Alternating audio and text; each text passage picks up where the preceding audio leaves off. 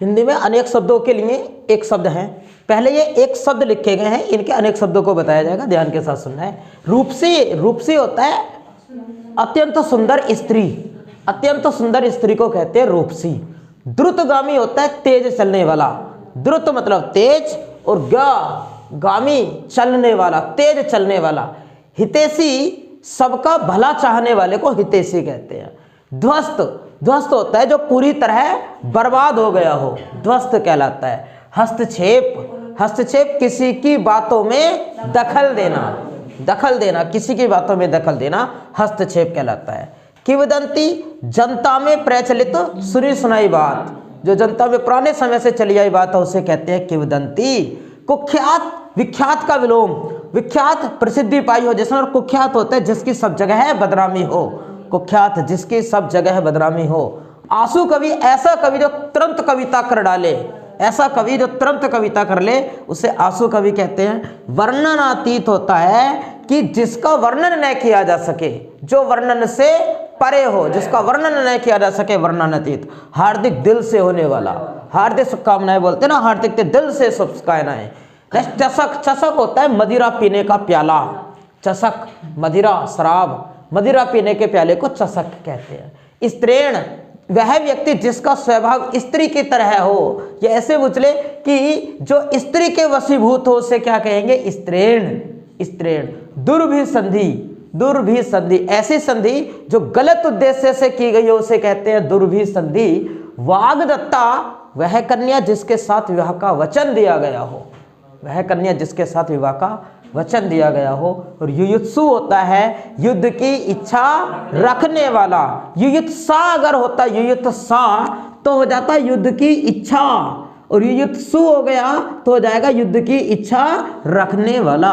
और आकाशवृत्ति, आकाशवृत्ति होती है जिसका कोई ठिकाना न हो, ऐसी जीविका, ऐसी जीविका जिसका कोई ठिकाना ना हो उसे आकाशवृत्ति कहते हैं।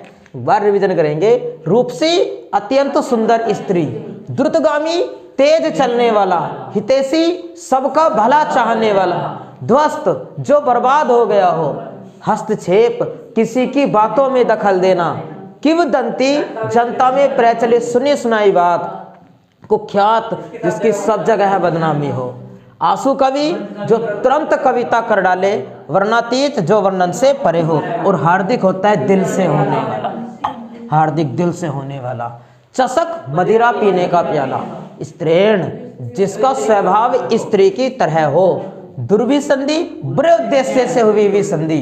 वाग्दत्ता, वह कन्या जिसके साथ विवाह का वचन दिया गया हो।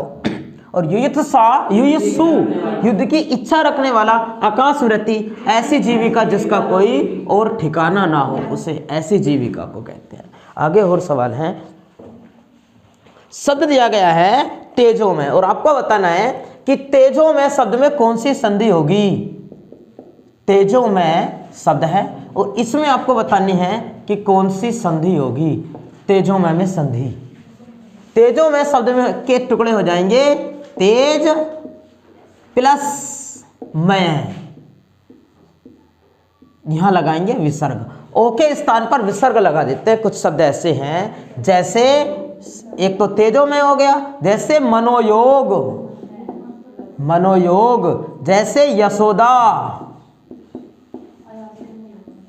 जैसे वयोवृद्ध। इनमें मनोयोग के टुकड़े हो जाएंगे मन है प्लस योग, विसर्ग संधि। ओके स्थान पर विसर्ग। यशोदा, इसके टुकड़े हो जाएंगे यश प्लस दा, यश देने वाली, यश दा, यश देने वाली। आ लगने से स्त्रीलिंग बन जाता है ना। वयोवृद्ध, इसके टुकड़े होंगे भाई वय प्लस वृद्ध, वय प्लस वृद्ध, इसके हो जाएंगे। बताओ आप मुझे किस शब्द है मनोज, मनोज के टुकड़े कैसे करोगे। मन है भाई विसर्ग इसी में भी, मन है प्लस जय, मनोज, मनोज। ये कौन सी संधि है, सभी में विसर्ग संधि है। आगे अभी मैंने आपको इतना बताया कि कुछ शब्द ऐसे होते हैं इन शब्दों में टुकड़े करने पर ओ के स्थान पर विसर्ग रख देते हैं। आगे भी पढ़ाएंगे कि जहाँ आदाक्षर होता है वहाँ विसर्ग रख देते हैं, वहाँ भी विसर्ग संधि बनती है। कितने प्रकार हैं संधि के? 3, स्वर संधि, व्यंजन संधि और एक विसर्ग संधि। और उसमें भी स्वर संधि के कितने प्रकार हैं? 5 प्रकार। दीर्घ संधि, गुण संधि, यड़ संधि, अयादि संधि और वृद्धि संधि होती है। अगला बताएंगे, शब्द दिया है व्यर्थ। व्यर्थ, व्यर्थ शब्द के टुकड़े करेंगे और संधि बताएंगे। व्यर्थ शब्द है और एक शब्द है अभ्युदय। इन शब्दों के टुकड़े करने हैं, संधि बतानी है। व्यर्थ के टुकड़े हो जाएंगे वी प्लस अर्थ, और इसके टुकड़े होकर के बनेंगे, वी में से आएगा ई प्लस ए और जोड़ने पर बनेगा ये वाला। और इस ये के पहले है आधा अक्षर, इसलिए यहां कौन सी संधि होगी? यड़ संधि का उदाहरण है। नेक्स्ट अगला शब्द है अभ्युदय। इसके टुकड़े होंगे अभी प्लस उदय, ये हो जाएगा। भय के पहले छोटी की मात्रा है तो लिखेंगे ई प्लस ऊ, प्लस ऊ, ई प्लस ऊ, और जो ई प्लस ऊ को जोड़ेंगे तो आवाज आएगी यू। यू, यू ये वाला जोड़ना है ना, यू को एक साथ बोलो, यू, यू की आवाज आ रही है। और जो यू की आवाज आई है, यू के पहले आधा अक्षर है तो यहां भी कौन सी संधि बनेगी? यड़ संधि का उदाहरण है। यड़ संधि किस संधि का एक प्रकार है? स्वर संधि का। कहां होती है स्वर संधि? जब प्लस के पहले भी और प्लस के बाद दोनों जगह पर क्या होना चाहिए? स्वर हो। जैसे यहां हमने देखा कि प्लस के पहले भी और प्लस के बाद भी दोनों जगह क्या है? स्वर। और स्वर को जोड़ने पर अगर ऐसा विकार बने, जो विकार बने उस विकार के पहले अगर आधा अक्षर आ जाए तो दोनों आंखें बंद करो और यड़ संधि लगा दो, यड़ संधि हो जाएगी। इन दोनों शब्दों में कौन सी संधि होगी? यड़ संधि। चलो अगला बताइए जरा। अगला शब्द लिखा गया है सदैव। सदैव में आप मुझे बताइए कि कौन सी संधि होगी? इसके टुकड़े कैसे होंगे? सदा प्लस एव, और संधि करते समय प्लस के पहले प्लस के बाद वाला जोड़ते हैं। प्लस के पहले क्या है? आ, बड़ा वाला आ, और उसके बाद है ए, और जब आ और ए को एक साथ जोड़ेंगे तो आवाज कौन सी आएगी? आवाज आएगी इससे बड़ा वाला ए। कौन सी आवाज आएगी? ए। और जब दो मात्राओं वाला बना है तो यहां पर कौन सी होगी संधि? वृद्धि संधि। यहां संधि होगी वृद्धि संधि, अर्थात सदैव में कौन सी संधि होगी? वृद्धि संधि। आप मुझे और बताओ, शब्द है मतेक्य। मतेक्य में कौन सी संधि होगी? मत करो विचार भाई, मत प्लस एक्य, मत प्लस एक्य। कैसे? प्लस के पहले क्या है? तय, और तय में भी लगा हुआ है ए, तो इसका मतलब इसको अगर ऐसे लिखा जाए तो प्लस के पहले क्या है? ए। भाई तय तो अलग है ना, तो इसमें क्या लिखते हैं? यहां लिखेंगे आ प्लस ए, और जब दोनों को जोड़ेंगे तो यहां भी कौन सी आवाज आएगी? ए की। और यहां भी कौन सी संधि बनेगी? वृद्धि संधि का उदाहरण है। वृद्धि संधि देखो दो मात्राएं हैं, यहां भी दो मात्राएं। जब दो मात्राओं का विकार बनता है तो वहां कौन सी संधि होती है? वृद्धि संधि होती है। आगे चर्चा करते हैं। नेक्स्ट आगे बताइएगा, एक शब्द और आप मुझे बता दो। शब्द दिया है गवीस, इसके टुकड़े करके बता दो आप। गवीस, गवीस के टुकड़े कैसे करोगे? भाई इसके टुकड़े हो जाएंगे गो प्लस ईस, अर्थात गाय का भगवान गवीस। तो क्या हो जाएगा? गो प्लस के पहले क्या है? ओ, प्लस के पहले ओ, और प्लस के बाद है ई, बड़ा वाला ई। और इन दोनों को अगर जोड़े तो कौन सी आवाज आएगी? वी। बोलो दोनों को ओ और ई, वी। कौन सी आवाज आई? वी की आवाज आई है ना, ये वाला वी बना है। अब एक बात याद रखो आप, अयादी संधि। अयादी संधि कहां पर होगी? अयादी संधि होती है वहां पर जहां पर प्लस के पहले छोटा ए बड़ा ए, छोटा ओ बड़ा ओ आ जाता है। छोटा ए बड़ा ए, छोटा ओ बड़ा ओ अगर आ जाए कहां? प्लस के पहले, तब कौन सी संधि होती है? अयादी संधि। तो यहां भी कौन सी संधि बनी है? अयादी संधि का उदाहरण है। अयादी संधि कौन कौन सी हो गई? वृद्धि संधि। एक उदाहरण और लिखते हैं, चलो बताओ। शब्द लिखा है गणेश। गणेश, गणेश करो टुकड़े कैसे करोगे? इसके टुकड़े हो जाएंगे गण प्लस ईस, और ये हो जाएगा ए प्लस ई बराबर हो जाएगा ए। ध्यान दो जरा, अब यहां ध्यान दो आप कि आ के बाद ई आया है तो कौन सी आवाज आई है? ए की। एक मिनट रुको, गणेश ओ प्लस, हाँ सही तो है। ओ के बाद आया था तो विकी आई थी। मैंने बताया प्लस के पहले छोटा है बड़ा है, छोटा वो बड़ा अगर आएगा तो अयाद्य संधि, लेकिन आ के बाद ई आया है तो इसमें एक मात्रा वाला विकार बना है, और जो एक मात्रा का विकार बनता है तो कौन सी संधि होती है? गुण संधि होती है, गुण संधि। गुण संधि हो जाएगी इसके अंदर। उसी प्रकार से होता यदि नरेश तो नर प्लस ईश, नरेंद्र नर प्लस इंद्र हो जाती गुण संधि सभी में। अब एक शब्द और लिखा है महात्मा। महात्मा के टुकड़े आसानी से हो जाएंगे, इसलिए लिखा है महा प्लस आत्मा। महा प्लस आत्मा। बताओ जरा, प्लस के पहले क्या है? बड़ा आ। प्लस के बाद भी क्या है? बड़ा आ। दोनों लिख दें, प्लस के पहले बड़ा आ, प्लस के बाद बड़ा आ। और जब दोनों एक सी जाति के हैं, दोनों को जोड़ेंगे तो क्या बनेगा? बड़ा आ ही बनेगा। और जब बड़ा ही बनेगा तो बड़े का मतलब होता है दीर्घ। जब एक सी जाति के स्वरों को जोड़ते हैं तब वहां दीर्घ संधि बनती है। एक सी जाति के स्वरों को देखो जरा, कहीं मैंने ना, ये तो संधि के 5 प्रकार है ना, 5 प्रकार। स्वर संधि के 5 प्रकार हैं। स्वर संधि के 5 प्रकार के उदाहरण आपके सामने लिखे हुए हैं, ये सारे के सारे। 2 जड़ संधि के हो गए, वृद्धि संधि हो गई 2, एक अयादि संधि हो गई, गुण संधि हो गई और एक दीर्घ संधि हो गई। मैंने आपको बताया कि जब एक सी जाति के स्वरों का योग होगा तो होगी दीर्घ संधि, तो दीर्घ संधि हो जाएगी। गुण संधि कहाँ होगी? जब एक मात्रा का विकार बनेगा तो गुण संधि होगी। और जब प्लस के पहले छोटा है बड़ा है, छोटा हो बड़ा हो आएगा तो अयादि संधि होगी। यड़ संधि वहां, वृद्धि संधि वहां होगी जहां पर 2 मात्राओं का विकार बनेगा। और यड़ संधि वहां होगी जब आधे अक्षर आएगा जो विकार बना है उसके पहले। बस यड़ संधि। कौन सी संधि समाप्त होगी? स्वर संधि। स्वर संधि के कितने प्रकार हैं? 5, और 5 के 5 प्रकार लिखे हुए हैं बोर्ड पर, है ना। आगे चर्चा करते हैं। बताओ व्यर्थ, कौन सी संधि है व्यर्थ में? यड़ संधि। कुल कितने प्रकार की है संधियां? संधि कुल 3। कितने प्रकार की संधि बता दी मैंने आपको? 2 तो हो गई भाई। एक तो मैंने आपको विसर्ग भी बताई, विसर्ग भी तो बताई 3 में से, और एक हो गई स्वर संधि। डिटेल से कभी जब पूरा टॉपिक पढ़ाएंगे तब आपको पढ़ाएंगे। फिलहाल अभी आपका एग्जाम है तो रिवीजन के तौर पर लेकर के चल रहे हैं सारी हिंदी को। आगे चर्चा करते हैं। अगला शब्द है नेक्स्ट,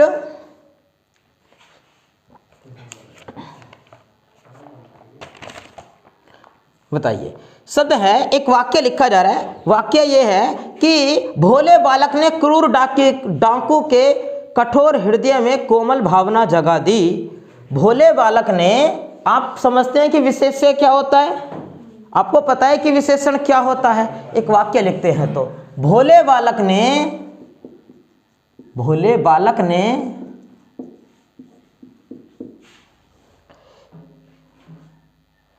क्रूर डाकू के कठोर हृदय में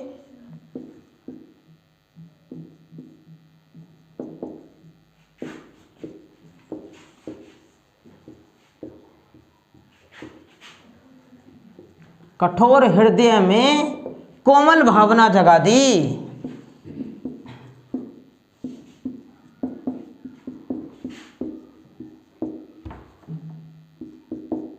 आपको बताना है कि इस वाक्य में कितने विशेषण और कितने विशेष्य प्रयोग हुए हैं। जल्दी पहचानो। विशेषण तो आपको पता है क्या होता है? विशेषण होता है जो विशेषता हो।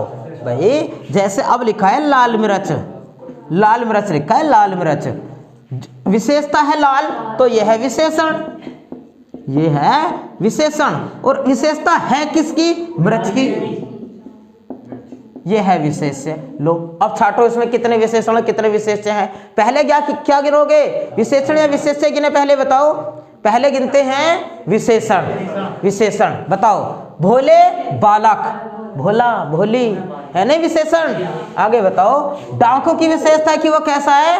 क्रूर है, क्रूर। आगे हृदय की विशेषता है कि वो कठोर है, और भावना की विशेषता है कि वो कोमल है। ये क्या है? विशेषण हो गए। विशेषण कितने हो गए टोटल? 4। इस वाक्य में कितने विशेषण हैं ये पूछा गया था। 4 विशेषण है। अब आगे छाटते हैं विशेष्य। विशेष्य, ये हो गए हमारे विशेषण। अब विशेष्य छाटेंगे, विशेष्य, अब विशेष्य छाटेंगे। देखो क्या हो जाएगा यहाँ से, बालक, बालक की विशेषता जो तो बालक हो गया, यहाँ हो जाएगा डाकू, यहाँ हो जाएगा हृदय और यहाँ हो जाएगा भावना। कहानी समाप्त। कितने प्रकार के हैं विशेषण?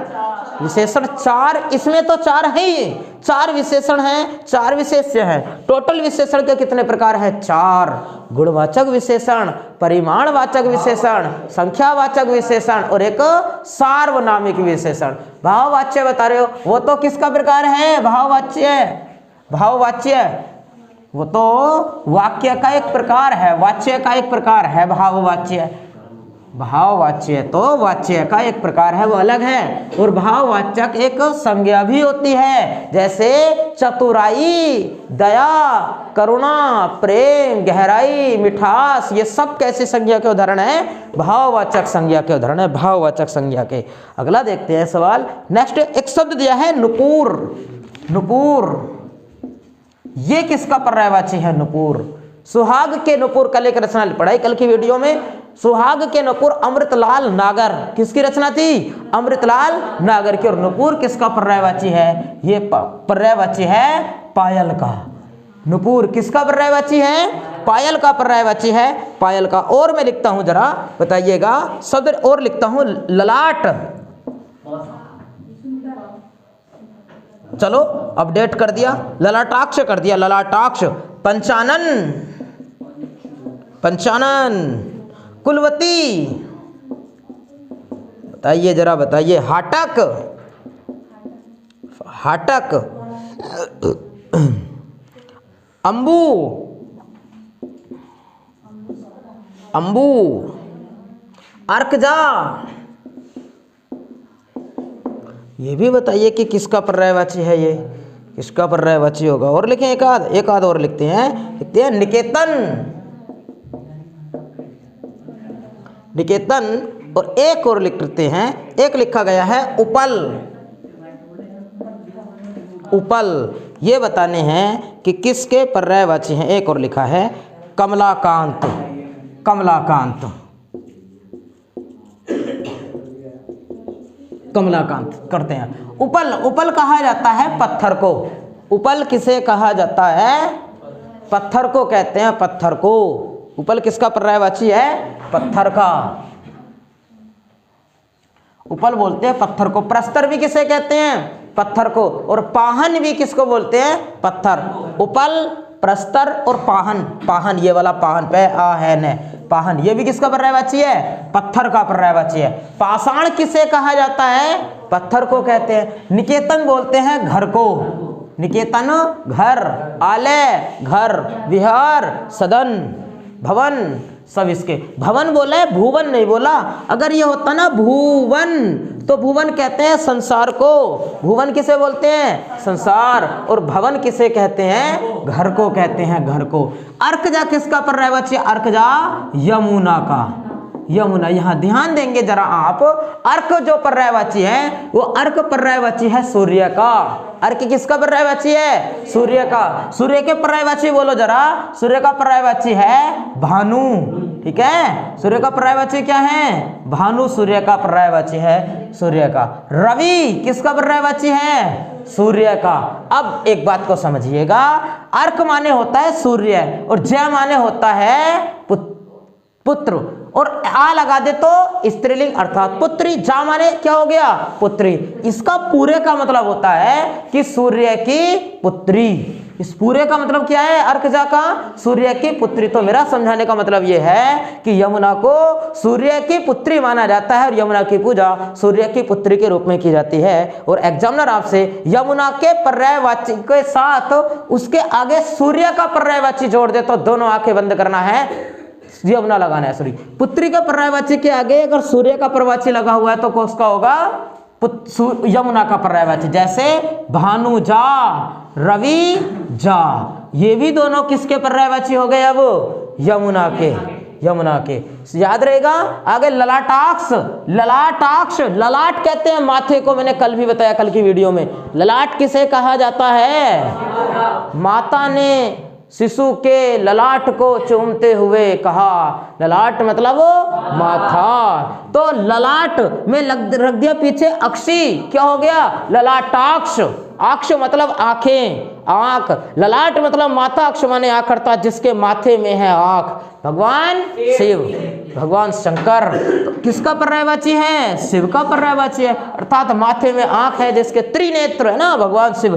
पंचानन, बाहुबल, केसरी, मृगारी, नाहर, ये सब किसके पर्यायवाची हैं? शेर के। पंचानन, बाहुबल, मृगारी सब किसके हैं? शेर के पर्यायवाची है। और कुलवती किसे कहा जाता है? नदी को। कुलवती किसका पर्यायवाची है? नदी का। और नदी को कहते हैं तटनी भी, तटनी, तै टे न ई, तटनी। नदी को क्या कहते हैं? और तटनी कहते हैं, तटनी। तट तो समझते हैं किनारा, किनारों से बहती है, दो किनारे होते हैं नदी के, सदैव रहते हैं। तट धारण करने वाली को तटनी कहते हैं, होते हैं किनारे नहीं होते हैं। तो किसका पर्यायवाची है? तटनी भी, नदी को कहते हैं, नदी को। और नदी को कहते हैं और निम्नगा, निम्नगा, निम्नगा, निम्न माने नीचे, ज्ञा माने गमन करना, और आलग्ने से बनता है स्त्रीलिंग। अभी कितनी बार बताए हैं ना, आलग्य तो किसका है? स्त्रीलिंग, अर्थात नीचे नीचे गमन करना। कभी धरती से उछलती कूदती चलती है क्या? ऊपर हवा में उड़ के जैसे पक्षी हवाई जहाज उड़ते हैं, नहीं चलती ना, तो नीचे नीचे चलती है। उसे ये भी किसका पर्यायवाची है? निम्नगामी, नदी का। सरिता किसको कहते हैं? नदी। बताओ नदी के पर्यायवाची कौन कौन से हो गए? एक तो हो गया निम्नगा और एक हो गया अपगा, और तो आपको याद ही है, निम्नगा और एक अपगा, ये सब किसके हो गए? नदी के। हाटक माने होता है सोना, हाटक किसे कहा जाता है? सोने को। और एक ऐसे दो चार पर्यायवाची बताओ जो आपको पता हो सोने के पर्यायवाची। भाई कनक, कनक माने सोना, कनक में से धतूरा, कनक में से गेहूं, याद है वाला भूल गए? हाटक किसे कहते हैं? सोने को। और अंबू कहा जाता है आम को, अंबू आम, रसाल आम, पिछले वीडियो में पढ़ाया था। साहूकार किसे कहा जाता है? साहू नहीं बोला, सहू बोला है, साहूकार। साहूकार भी किसको कहते हैं? आम को। और पिक माने भी क्या होता है? आम को। क्यों पढ़ाया था कि पिक प्रिय, सॉरी पिक, पिक वो पिक माने होता है कोयल, और पिक को प्रिय है जो क्या? आम। तो पिक प्रिय किसका पर्यायवाची है? आम का। रसाल, साहूकार और पिक प्रिय, अंबू किसके पर्यायवाची हैं? आगे बताओ। कमलाकांत, कमलाकांत, कमला तो आप समझते हैं लक्ष्मी, और कांत माने पति। भाई कांता होता, आ लगा होता तो स्त्री का पर्यायवाची होता। अब ये तो पक्का है कि कमलाकांत मतलब किसी पुरुष का पर्यायवाची है, तो कमला के पति कौन? भगवान विष्णु। ये कमलाकांत किसका पर्यायवाची होगा? आंसर विष्णु का पर्यायवाची। सूर्य के पर्यायवाची में पुत्री का पर्यायवाची जोड़ने से किसका पर्यायवाची बन जाता है? यमुना का। किसका पर्यायवाची बनता है? यमुना का। बताइए। उपल किसका पर्यायवाची है? पत्थर। निकेतन घर, अर्कजा यमुना, नुपुर पायल, ललाटाक्ष शिव, शिव शिव शिव, और पंचानन केसरी, बाहुबल नाहर, शेर, कुलवती नदी, हाटक सोना, सोने का। कल और भी बताया था, पुष्कल माने भी सोना होता है, जात रूप माने भी सोना होता है। कल बताया था ना, जात रूप मीन्स सोना, और पुष्कल मीन्स सोना। और पुष्कर होता, पुष्कर तो पुष्कर होता है तालाब, पुष्कर मीन्स तालाब, और पुष्कल सोना। कमलकांत अंबु आम, और कमलकांत किसे कहते हैं? विष्णु को कहते हैं, कमलकांत बोलते हैं विष्णु को। नेक्स्ट आगे देखते हैं, नोटबुक दूसरी थी वो। आगे हैं भी शब्द हैं, कुछ शब्द हैं विलोम शब्द लिखते हैं जरा से। विलोम शब्द हैं व्यष्टि, विलोम, विलोम व्यष्टि,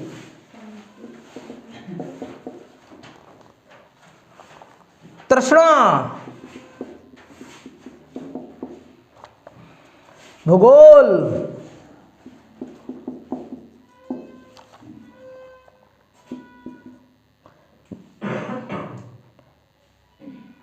सहयोगी।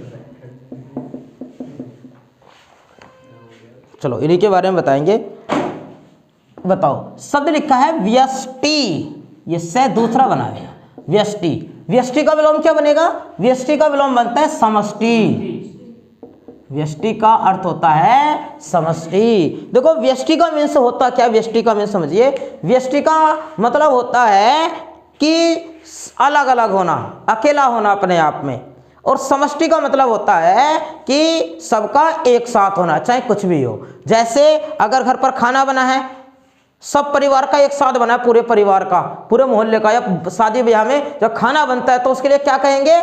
उसको कहेंगे समष्टि। सबका एक साथ समष्टि। और सब अलग अलग हैं, न्यारे न्यारे हैं, तो क्या कहेंगे? व्यष्टि। पूरे देश की अर्थव्यवस्था का बजट एक साथ प्रस्तुत हो रहा है तो क्या कहेंगे? समष्टि। समष्टि अर्थशास्त्र उसमें यूज होता है। और व्यष्टि का मतलब अलग अलग, सबका अलग अलग। तो समष्टि का विलोम क्या बनता है? व्यष्टि। और तृष्णा का विलोम बनेगा वितृष्णा। वितृष्णा। तृष्णा मीन्स होता है इच्छा। तृष्णा मीन्स क्या होता है? इच्छा होता है, इच्छा, तृष्णा। और एक शब्द होता है, चलो छोड़ो इसको, याद रखो फिलहाल। भूगोल का विलोम होता है खगोल। भूगोल का विलोम क्या होता है? खगोल। भूगोल मतलब भूमि से संबंधित हो गया, भूमि, भूमि, पृथ्वी।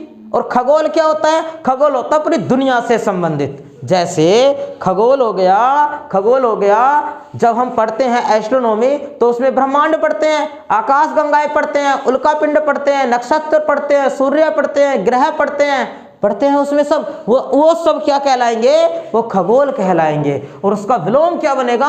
भूगोल। भूगोल में केवल क्या पढ़ते हैं? केवल पृथ्वी को पढ़ते हैं। और खगोल में क्या पढ़ते हैं? पूरे ब्रह्मांड को पढ़ते हैं। तो भूगोल का विलोम क्या होगा? खगोल। खगोल। अच्छा एक शब्द बताओ, आप मुझे बताइएगा कि जो भूगोल शब्द है, इस भूगोल शब्द का विशेषण कैसे बनाओगे? भूगोलिक। जिसका संबंध पृथ्वी से हो उसे क्या कहेंगे? भूगोलिक। भूगोल का विशेषण भूगोलिक। अगर पूछ ले पृथ्वी का विशेषण क्या होगा? पार्थिव। पढ़े है ना अपने, पार्थिव ग्रह, बाह्य ग्रह, पार्थिव ग्रह, बाह्य ग्रह। भाई जो वो है धूम, मंगल और बृहस्पति के बीच में जो क्षुद्र ग्रह है, 4 ग्रह उससे इधर रह जाते हैं, 4 इधर रह जाते हैं। जो पृथ्वी की तरफ उनको पार्थिव ग्रह कहते हैं। पार्थिव ग्रह उनका घनत्व कैसा होता है? ज्यादा। इधर वाले ग्रहों का घनत्व कैसा होता है? कम। तो पार्थिव जिसका संबंध पृथ्वी से हो। और सहयोगी का विलोम बनेगा प्रतियोगी। सहयोगी का विलोम क्या होगा? प्रतियोगी होगा, प्रतियोगी। बताइएगा जरा। व्यष्टि का विलोम समष्टि। समष्टि। तृष्णा का वितृष्णा। भूगोल खगोल। सहयोगी प्रतियोगी। सहयोगी मतलब साथ देने वाला, और प्रतियोगी हर जगह कटी करने वाले को कहते हैं प्रतियोगी। नेक्स्ट अगला सवाल देखते हैं। नेक्स्ट बताओ जरा कि जो प्रकाश की किरणों के समूह को क्या कहते हैं? पुंज। पुंज। प्रकाश की किरणों के समूह को क्या कहते हैं? तो आंसर पुंज। पिछले दिनों मैंने आपको लताओं के समूह को भी बताया था, क्या कहते हैं? कुंज। बेल, लता, लताओं के समूह को क्या कहते हैं? कुंज। और पुंज क्या है? प्रकाश की किरणों के समूह को कहते हैं पुंज। एक मुहावरा है माथा ठनकना। इसका अर्थ बताइए क्या होता है?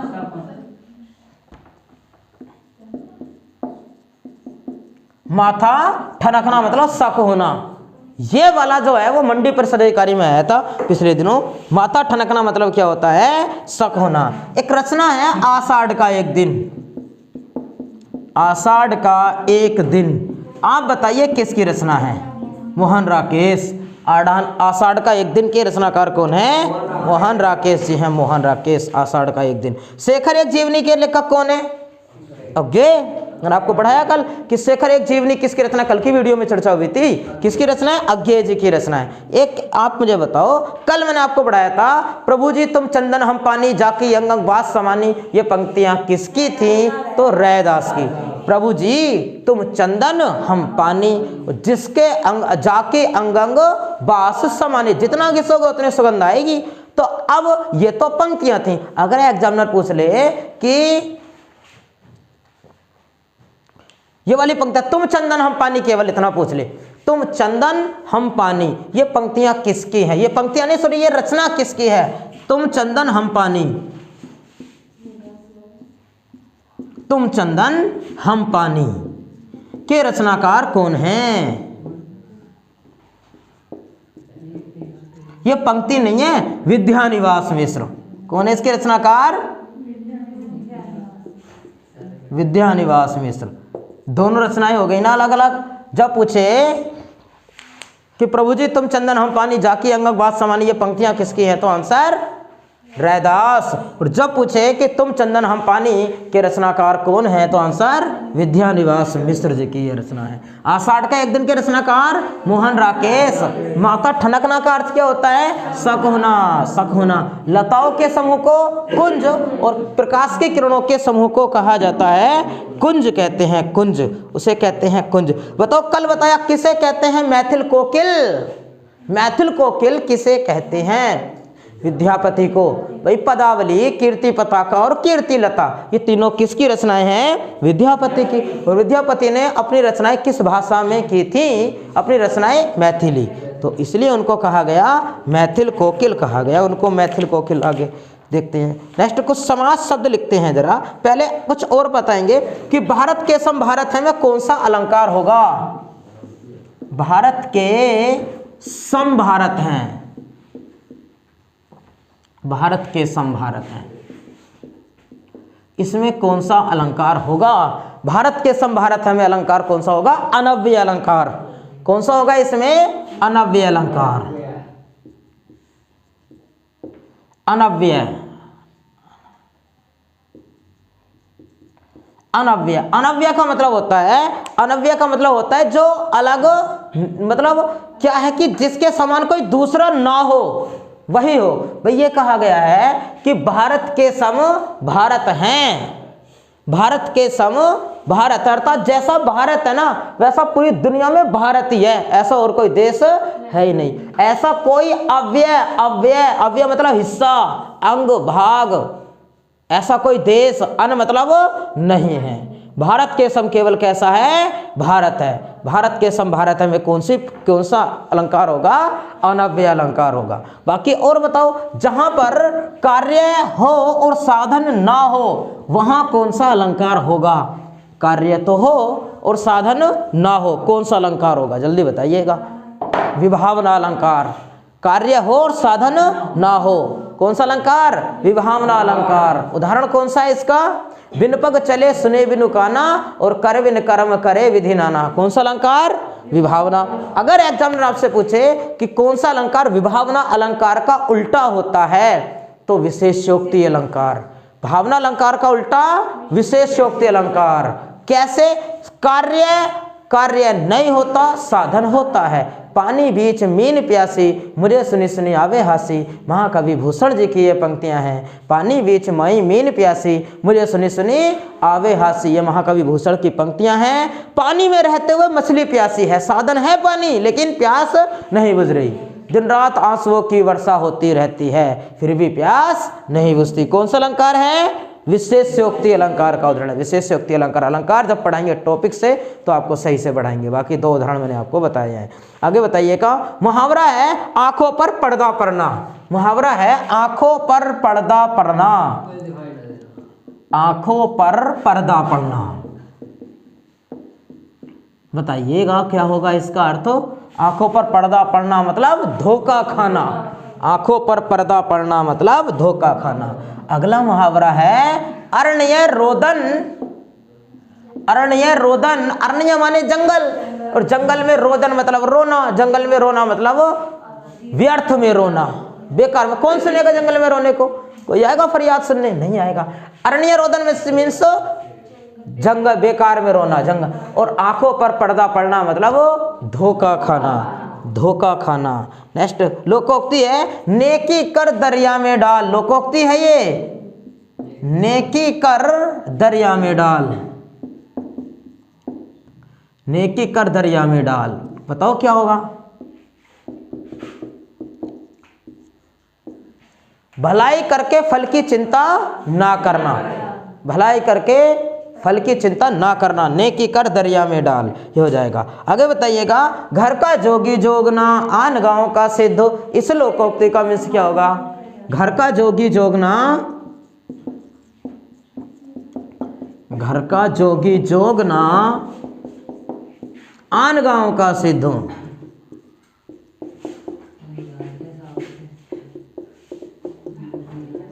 घर का जोगी जोगना आन गांव का सिद्ध। इसका मतलब ये है कि घर के गुणी का सम्मान नहीं होता। अगला बताइए, घर का जोगी जोगना आन गांव का सिद्ध।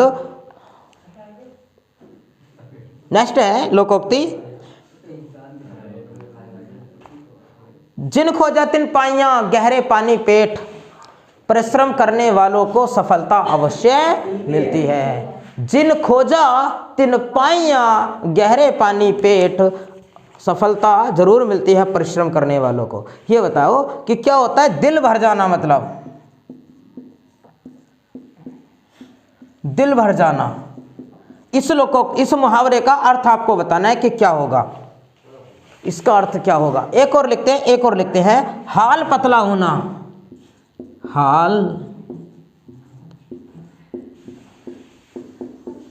हाल पतला होना, इसका हाल पतला होना का मतलब होता है कि आर्थिक स्थिति खराब होना।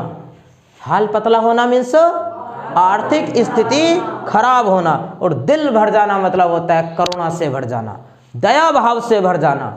दिल भर जाना, दिल पक जाना होता तो अब मन नहीं करता साथ रहने को, अब मन नहीं करता इस घर में रहने को। दिल पक गया, दिल पक जाना और दिल भर जाना। दिल भर जाना मतलब किसी की स्टोरी सुनी और करुणा भाव से भर गए तो दिल भर जाना, करुणा भाव से भर जाना। और घर का जोगी जोगना आन गांव का सिद्ध, घर के गुणी का सम्मान नहीं होता। नेक्स्ट, नेकी कर दरिया में डाल, परिश्रम करके फल की इच्छा ना करना। अरण्य रोदन, व्यर्थ में रोना। अरे जंगल में रोना बताइए तो मतलब ये इसका व्यर्थ में रोना। अरण्य रोदन मीन्स होता है व्यर्थ में रोना। और आंखों पर पर्दा पड़ना, धोखा खाना। आंखों पर पर्दा पड़ना होता है धोखा खाना। चलो नेक्स्ट में मिलते हैं अगली वीडियो में। अब